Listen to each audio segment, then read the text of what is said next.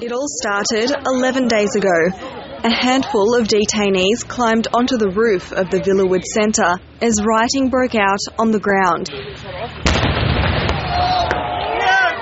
The violence peaked midweek. 100 protesters burnt down buildings and confronted guards with weapons. Those on the roof had already had their refugee claims rejected, some of them twice. I'm human. I need freedom. I want freedom. I don't want prison. I want protection, not detention. The standoff lasted until yesterday afternoon, when the last two men climbed down. Another 22 protesters are in custody at Sydney's Silverwater Jail. They could face criminal charges.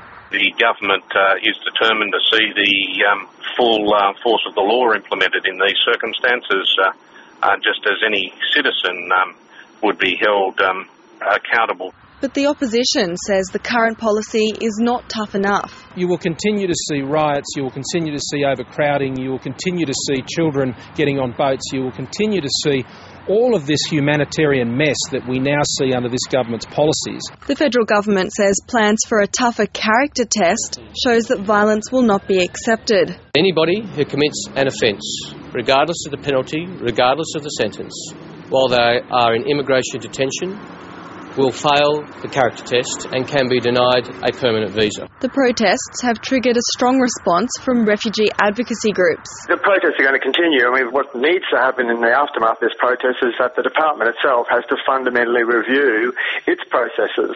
These advocates were forcibly removed from the roof of the Immigration Minister's office in Sydney southwest.